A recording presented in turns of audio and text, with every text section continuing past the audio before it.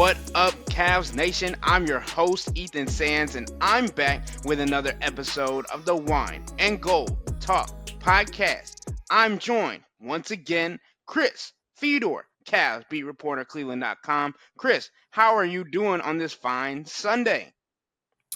I'm doing great, man. How are you? Doing well, doing well. Doing some statistical deep dives on this Sunday, trying to figure out where this team is at and who's going to be important, all the good jazz. And for me, the conversation continues to come back to the two pairings that the Cavs have, right? Donovan Mitchell and Darius Garland, as well as Evan Mobley and Jarrett Allen. For me, we already talked about how important Donovan Mitchell is to this team, a top 15 player in the NBA, also one of the best shooting guards in the league. Now I want to go to the other pairing where it talks about Evan Mobley and Jarrett Allen. We talked about Evan Mobley, how impactful a jump for him will be for this Cavs offense, already being in the DPOY conversation since his second year in the league. But Jarrett Allen, I feel like he has been the glue to this offense, to this defense, that especially when we look back to last season when the Cavs were dealing with so many injuries, stability issues, it was a constant that Jarrett Allen was going to be there up until the end of the season when he was obviously out with a pierced rib. Chris, just first and foremost, what are your thoughts on Jarrett Allen, his impact, and his importance for this team? Yeah, look, Ethan, I've said this a few different times. There are multiple people inside the organization that believe he is their most indispensable player.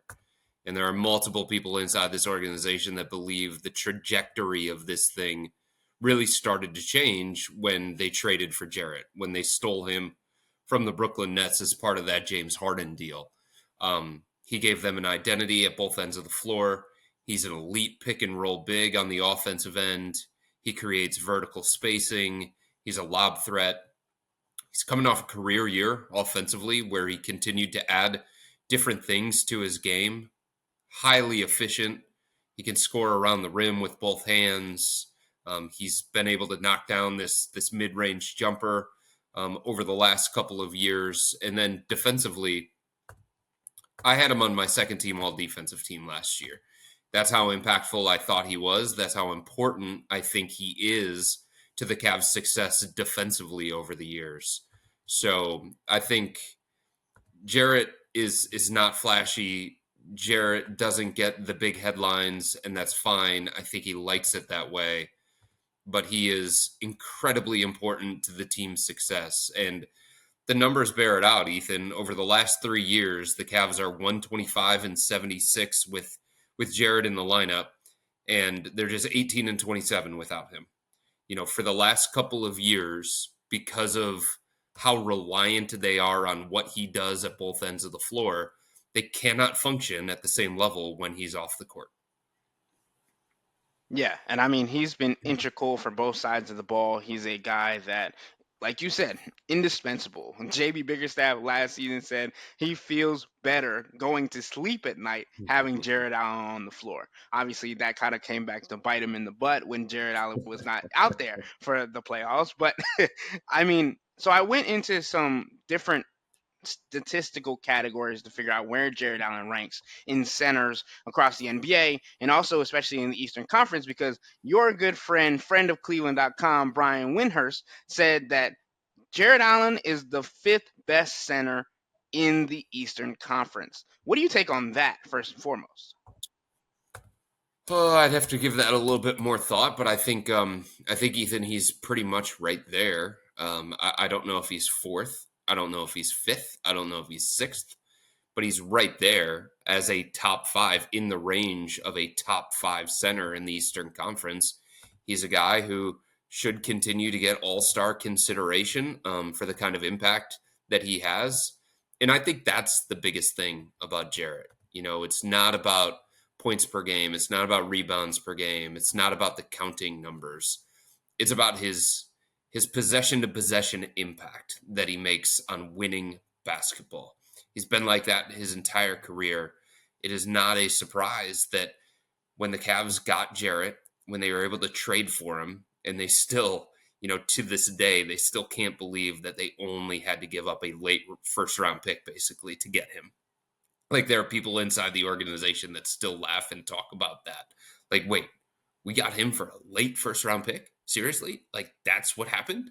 So I mean, like, if you just look at the impact that he has on winning, this is one of the best teams in the Eastern Conference, top 4 team in the Eastern Conference, and Jarrett is at the center of all of that. So I do think he's borderline top 5 in the Eastern Conference. It's hard to come up with too many guys off the top of my head that are significantly better or more impactful than Jarrett. Obviously, he's not Embiid. I think we all understand that he's not Embiid. I'd probably have Bam over him, to be perfectly honest with you. Um, Cat, are we listing Cat as a center? Probably. I'd have Cat over him. I think it's very, very close between Jarrett and Miles Turner, honestly. I think it's incredibly close. I'd give the edge to Kristaps Porzingis over Jarrett, but I think he's in that conversation. Like, the only one, well, only two that I would say are clear cut better and more impactful than Jarrett. And this is no slight to anybody else in this mix, but I think Bam is absolutely incredible for Miami. I think he's so involved in everything that they do at both ends of the floor that you have to give him his props. And then, of course, Embiid. But aside from that, like, I think there's a real healthy debate between Jarrett and some of these other guys. And I think that's a really, really good place for him to be. And that's pretty much the list that Wendy had too. He had Joel, Bam, Cat, Kristaps, and then Jarrett. So it's crazy that I didn't give you that list first and foremost, and you're able to rattle those off in that category. Obviously, like you said, Miles Turner is definitely in that conversation. That was a matchup that I was looking forward to when they played the Pacers a couple days ago. I also was interested to see how Dean Wade was going to fare in that competition when it came to playing him at the small ball 5 against Miles Turner, Mhm. who we know to be one of the top 10 centers, especially in the Eastern Conference. So I think it's definitely something that we'll have to keep an eye on going forward, because those two might battle it out for that 5th slot in the East for the center position. But some of the other stats that I had been looking at for the center position when it came to Jarrett Allen and him falling into these categories: top 10 centers in true shooting percentage, top 10 in screener mobile defense, top 10 finishers in old LeBron for the 2023-2024 season, of course, top 10 in rim points saved, and then top 10 in screener rim defense. So not only is Jarrett Allen, we've talked about this already, right? Like, he is impacting both Mhm. ends of the floor at a high percentage. Chris, you mentioned that little midi hook that he has, the little jumper that he's got, and it's crazy to see how he falls into these different categories, because you're not expecting him to have these kind of numbers when it comes to the offensive end of the floor, right? And Right. that's why people are like, oh my God, why is Kenny Atkinson potentially thinking, maybe joking about Jarrett Allen taking more shots this year, maybe taking more threes this year? Obviously, it's all hypothetical until we see it happen, but the numbers don't lie when it comes to the potential for them to spread the floor, even with Evan Mobley off the court. Right. And I think that's the biggest thing, right? Because we've talked about that spread offense, that 5-out offense that they want to run a lot this season under Atkinson, and how mostly it's going to be with Evan Mobley at the 5. I think Kenny Atkinson wants to push Jarrett Allen to be able to do that as well, even if it's not drawing the same gravity or attention that Evan Mobley should this year. What do you think about those dualities of those players both in the 5-out lineup? Well, I totally understand this idea of give Evan more space, give the offense more space, put Evan at the 5, and surround him by a bunch of shooting. It is logical, and I think that helps Evan. And you saw it in the series against Boston, where he was able to get the ball on the move. He was able to attack the defense on the move. Like, a lot of the ways that he was being used in that series against Boston, and the ways that he was being effective for the team, probably don't exist to the same level if he shares the floor with Jarrett, right? So I think the idea of Evan surrounded by 4 shooters is really, really exciting for Evan. And I think it's really, really exciting for the Cavs. But as I said, like, you have to be careful. It is a delicate thing when it comes to Kenny Atkinson and how he's going to deploy this, because you have to be really, really careful about taking Jarrett off the floor for too long of stretches because he is so integral to everything that they do. Um, so the idea of Evan at the 5 surrounded by 4 shooters is really, really good. But like, how many minutes can you play that throughout the course of a 48-minute game? Because if you want to go that direction, you have to understand that that means Jarrett's not on the floor.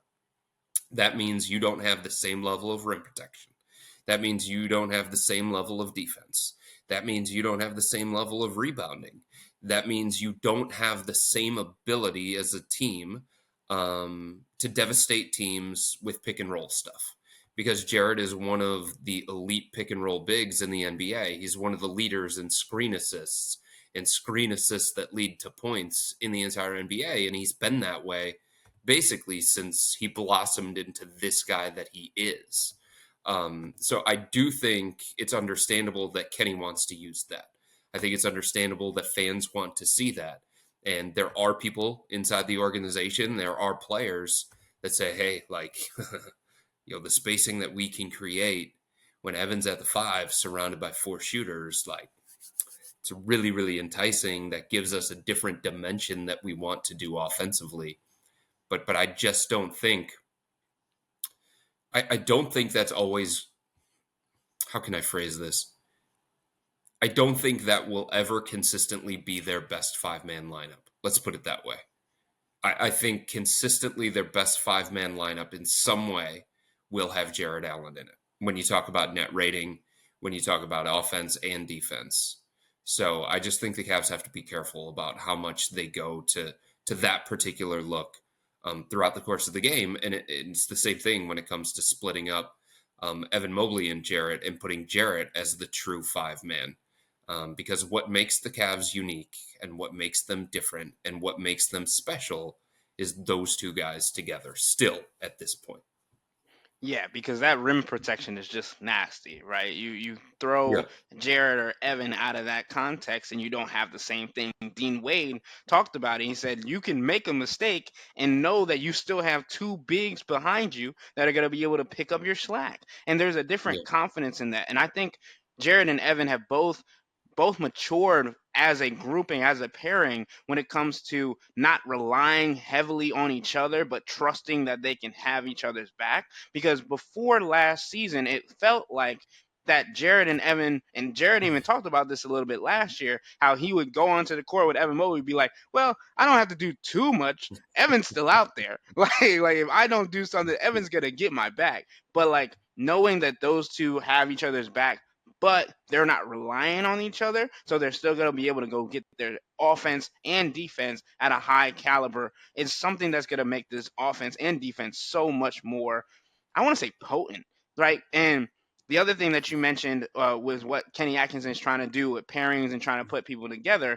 That 5-out lineup, right? You got probably Evan Mobley, Dean Wade, if Max Strus is healthy, Max Strus, and then you got Darius and Donovan more than likely. So there's still the defensive, like, kind of figuring it out when it comes to at the point of attack with them. Yeah. Because I don't think Kenny Atkinson, not as of yet, is comfortable putting Isaac Okoro in the 3 instead of Max for that spread out lineup. And like you mentioned with the net rating, right? The net rating might be different when it comes to the 5-out lineup, but the offensive rating might be a little bit higher just because of the amount of shots and how fast these guys are going to be playing. Right. So I understand that thinking, and I'm totally in agreement with you. But I brought this up on a recent podcast that I did with Nate Duncan from the Dunked On podcast. We know that the Cavs can be the best defense in the NBA with Jarrett Allen and Evan Mobley together. Even with a non-traditional backcourt, even with the limitations that they could have with some other individual defenders surrounding those guys, right? We have seen them be the best defense in the entire NBA. So my question is this, and this is what I continue to go back to. The ceiling Like, is the ceiling of what the Cavs can potentially be on the offensive end of the floor, like, is it number one in the NBA offensively? Like, I don't know, like, how high it can go, but, like, is there enough of a trade-off where you say you're gaining enough offensively to go away from a look that makes you the best defense in the league? You know what I'm saying? Like, if they take Jarrett and they split him and Evan Mobley up, either in the short term throughout the course of games or in the long term, because a lot of people are talking about split those guys up, make Evan the full-time five. Like, what does that get you offensively? Do you become the Celtics? Like, are you that level of dominant on the offensive end? I don't know. Probably not. I don't think so. Like, does that one move make the Cavs the best offense in the NBA? Like, I don't think so. Do you become on the level of the Denver Nuggets? Probably not, right? So, like, you start looking at these. Do you become the Indiana Pacers? Like, do you get on that level of offense? So, all I continue to say, Ethan, is like, are the gains offensively enough to justify the slight step back that you take defensively? Because again, like, I've seen it. They have been the number one defense in the NBA with those two guys together. Can you tell me honestly that splitting them up and changing the equation, changing the spacing, changing all that kind of stuff creates the number one offense in the league? Creates a top five offense in the league? Like, what are we talking about with the ceiling? Let's say they get to eighth, right? The eighth best offense. Right there in the top 10, but closer to 10 than they are to 1, right? Is that enough of a gain offensively? Is that enough of a positive trade-off? That's the question that I think everybody inside this front office continues to ask. It's like, if we're going to split them up, we have to be gaining considerably. And I just don't know that there's enough belief within this organization that the gains would outweigh the losses, potentially. Yeah, I mean it's really difficult to gauge, right? Like, and do you want to be some of those teams, right? Because that's what we keep coming back to, and I feel like we've had this conversation a couple of times on this podcast, right? The defense and the offense have to be great for this team to be great, right? And that's why Kenny Atkinson in his first training camp. Day one was like, we want to reiterate, defense is still our identity. We're just going to change Mm-hmm. some things on offense to increase that production. So, if you take away Jarrett Allen and put Evan Mobley at the five, this, like, we're doing this. Let me explain why we're doing this. This conversation is happening to show people how important Jarrett Allen is to this team. Right. How much we want to understand that Jarrett Allen, who could be a trading piece before the trade deadline, all those different things, but what are the Cavs potentially losing? And when you're talking about regular season from last year, an offensive rating, you're talking about top teams like the Boston Celtics, who are at 122.2, Indiana Pacers, 120.5, the Oklahoma City Thunder, 118.3, the LA Clippers, 117.9, and the Denver Nuggets, 117.8, right? For me, I think defensively, with the team, with the rosters that they have currently, the Cavs are better than the Pacers, the Clippers, and Mm-hmm. potentially even the Denver Nuggets, right? But do you want to be on the offensive level of teams like the Indiana Pacers, who you know you're going to get a whole lot of buckets, but you're going to give up a lot on the other end as well? And I don't think the Cavs are ready to make that trade off Yeah. either. Even if you want to go to the playoffs, right? And be like, oh, Jared Allen didn't play. There's not a big sample size, whatever, right? Jared Allen was averaging 17 and 10. Like, he was one of the, or 17 and 13.8. Sorry. Bump those numbers Mm-hmm. up a little bit. He was one of the most impactful, if not the most impactful player outside of Donovan Mitchell in the Orlando Magic series, right? And then this is not an outlier because 4 games that he played was also the same 4 games that he played in 2019-2020 when he was on the Brooklyn Nets, and he averaged 10.3 points per game and 14.8 rebounds a game. So this is not an outlier. Like Mm-hmm. this is him showing you and reminding you how impactful, how good he is at doing his job. And Kenny Atkinson touched on this when we talked about it earlier this week or last week, talking about how he needs to push Evan Mobley, especially in the rebounding category, if they want to switch to him being a 5 a good amount of the time. Because without Mm-hmm. Jarrett Allen on the boards, this looks completely different. Forget offensive, forget defensive, even though you're talking about the rebounding aspect of it, and Jarrett Allen's one of the best offensive rebounding centers in the league. Like, just rebounding in general, Evan Mobley doesn't have the same knack for the ball as Jarrett Allen does. Simple as that. Mm-hmm. And it's something that Evan is working on, especially when you talk about him putting on muscle, getting stronger, all these different things. But Jarrett Allen's just on a different level when it comes to rebounding the basketball. He is. There's no doubt about that, and I think you'll see that when it comes to lineup construction and rotational usage with Kenny Atkinson moving forward. We talk about that spread lineup that he's going to be using. If Evan Mobley is going to be the 5, I would guess. I don't know this for sure. I don't have inside info on this, but I would guess that the 4 is Dean Wade instead of George Niang, because the belief in Dean Wade as a rebounder is a little bit higher than the belief in George. And I think Kenny has alluded to it multiple times without coming out and saying it. They don't believe in Evan the rebounder as much as they do JA the rebounder. And I think there's a belief that if we're going to put Evan as the full-time 5, like, we've got to surround him with better capable rebounders than what we would have to do when it comes to just playing Jarrett alone at the 5. Like, if Jarrett alone is playing the 5, then maybe it's a George Niang at the 4. Because, like, you need some of his screening, you need some of his connection on the offensive end, you need his spacing more than what you need in terms of the rebounding aspect, because Jarrett has shown that he can be an elite rebounder consistently while playing the 5. Evan has done it in spurts. There's no doubt about it. And there are some matchups where, he'll pull down if he's playing by himself, the 5-man.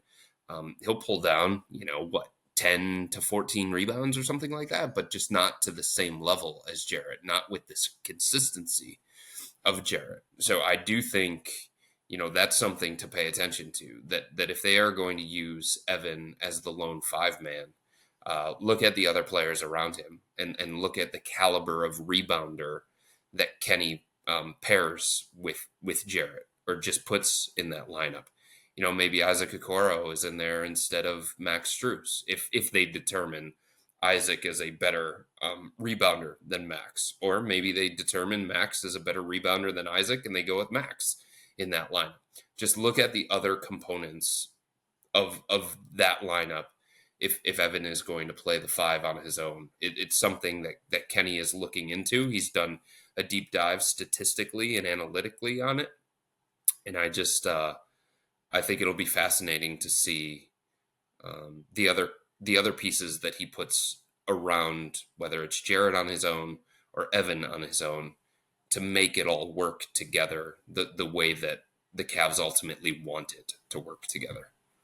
Right. And I mean, that's the conversation that Kenny Atkinson has repeatedly said since he's gotten here, is he's getting to know the players. A lot of people take that Mm-hmm. and rightfully so, take that as, oh, I'm getting to know them. It's my first season coaching them, getting to know them on a personal level. He's also getting to know the players, right? As they Right. are players. He's getting to know what Strengths and pieces. weaknesses. Yes, exactly. And what chess pieces he has to move and what rotations he's got to put together so that they can be at their highest caliber on multiple different rotations, right? And that's why Mm-hmm. he's said, okay, I'm gonna try different pieces here. I'm gonna go 10 or 11 because I don't want to say, okay, this person goes better with this person, so I'm not gonna play them because they didn't outplay somebody else in training camp. Like that's Mm-hmm. not the vibe that I've gotten from Kenny Atkinson when it comes to that. Like, training camp is important, practice is important, but like, where pieces fit in next to each other and what rotations he has when it comes to keeping the core four like somewhat on the court at all times. Like whether it's Hmm. Jarrett, Evan, Donovan, Darius, somebody's got to be on the court to either lead or help out when it comes to something that somebody's not as strong in. And I think George Niang has gotten a lot of flack because of his lack of defensive ability, his being a just a liability on the defensive end. And then also he had a down year shooting last year. But Kenny Atkinson talked today and praised him when it came to George Niang, when it came to his ability to be a screen assister, especially saying he was in Mhm. the 84th percentile of screen assists last year. But he also did be he was very blunt, and that's the other thing I like about Kenny Atkinson. He said you can't be out there if you're going to be a liability on defense. So if I'm Right. going to say that you have a connection like to the players, that you are a connector piece for this team, you have to use your skills. If it's not guarding or whatever on defense, it's communicating, it's being in the right spot, it's having the right positioning to be able to be on this team and play in the roles that we need. And I think that's the honest conversations that only Kenny Atkinson has been able to have because of the relationships that he's building from the beginning. Yeah, and I think when it comes to George, I think everybody understands there are physical limitations with him as a defensive player, and there are certain matchups that are going to be unfavorable for him. But Kenny Atkinson brought up a good point. Like they know George is not an elite defender. They're not going to ask him to be an elite defender. Can you be in the right spots? You know what I mean? Right? Can you communicate on defense? Can you be one of the mouthpieces on defense? Can you use your positioning as best you can to try and bother guys? And I think that if he does that stuff and he knocks down his threes, then I think Kenny Atkinson will see a place for George inside this rotation. And I think the other thing that Kenny Atkinson has talked about and other members of the Cavs have talked about last year for him as a shooter, it just wasn't up to George's standards, right? But I think if you look throughout the course of his career and you see a year like last year mixed in with all these other years where he shot 40% or better from 3 point range, what are you going to tell yourself? You're going to say that last year was the outlier, and you're going to come up with some logical explanations for the reason why he shot the way that he did, which was below his standards. But there's also enough of a reason for you to sit there and say, well, there's going to be some positive regression coming from George because he's not a 37% 3 point shooter throughout the course of his career. He's a 40% 3 point shooter throughout the course of his career. So, can we make the looks a little bit easier?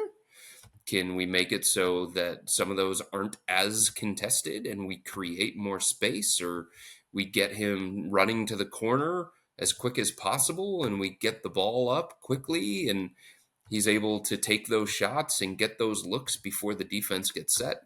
So I think there are enough things that Kenny likes about George the player that will allow him to have an opportunity to to be in this rotation. And then look, here's the reality.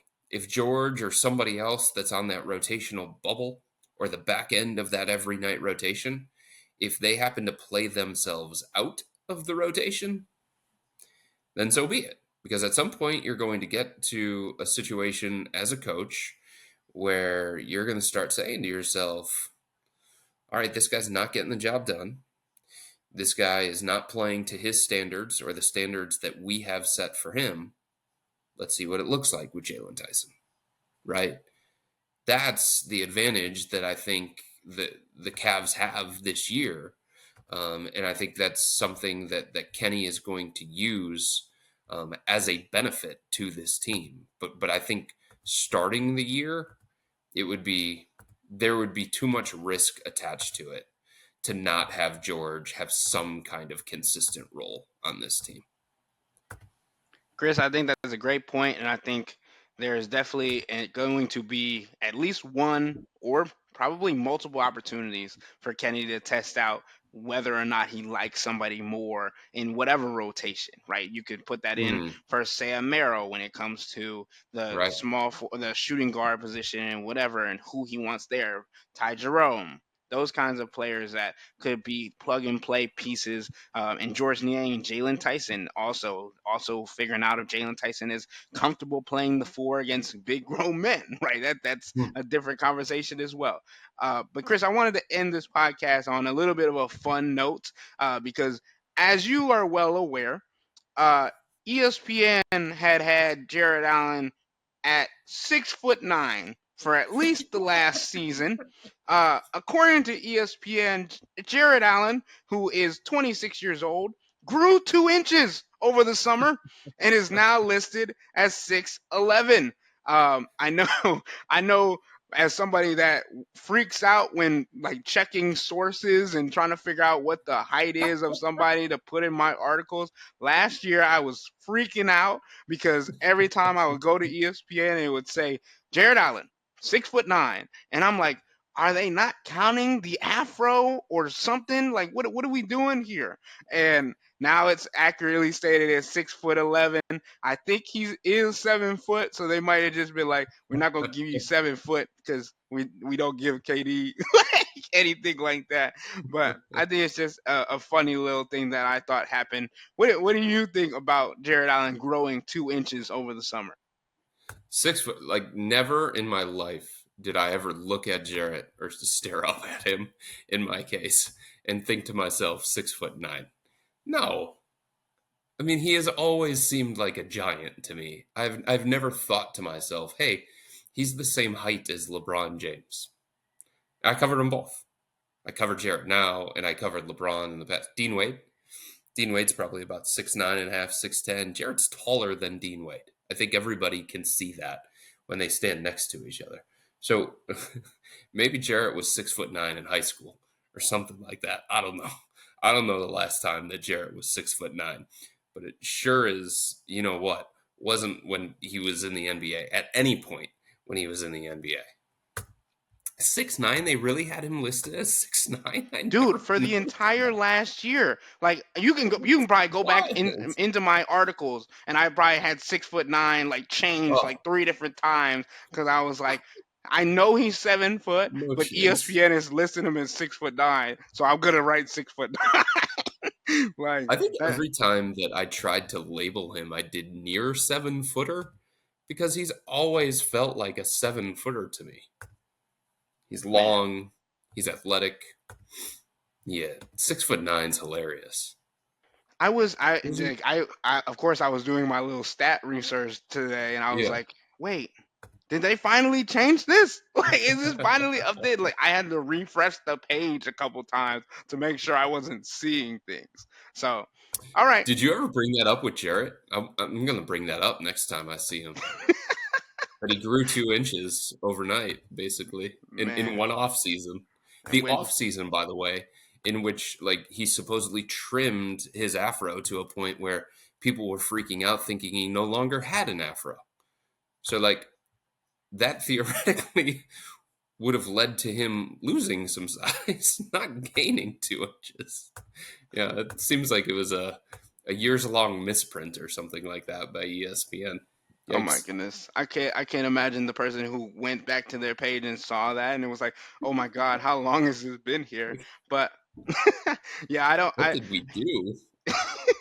Jared also said that he did cut his afro down pretty significantly, comparing it to Oh like yeah. somebody that was in it, which makes sense. But I'm trying to figure out what he'd be using for his hair for it to have grown back so significantly to where he had said that he had cut it, because apparently it was low, but I don't know. I don't know. There weren't pictures during that period enough for me to say that it was as low as he said it was. He might have just been overreacting because he hasn't seen it that low. Like I said, I've been scouring on stuff for Jared Allen all day, and I saw him have an afro in Brooklyn, and that, my friend, was an afro, like on the sides, up top, like everywhere. I was like, oh my god, can we get that back? He wears the headband now, so it looks a little more conserved. But anyway, all right. I think that's a good place to stop. So, with that being said, that'll wrap up today's episode of the Wine and Gold Talk podcast. But remember to become a Cavs Insider and interact with Chris, me, and Jimmy by subscribing to Subtext. When we get throughout the week, we ask you guys to send in your questions so we can ask Chris what he thinks about the Cavs. This upcoming week, we'll ask for your questions again. And the only way you can do that is by signing up for a 14-day free trial or visiting cleveland.com/Cavs and clicking on the blue bar at the top of the page. If you don't like it, that's fine. All you have to do is text the word stop. It's easy, but we can tell you that the people who sign up stick around because this is the best way to get insider coverage on the Cavs from me, Chris, and Jimmy. This isn't just our podcast, it's your podcast. And the only way to have your voice heard is through Subtext. Y'all be safe. We out.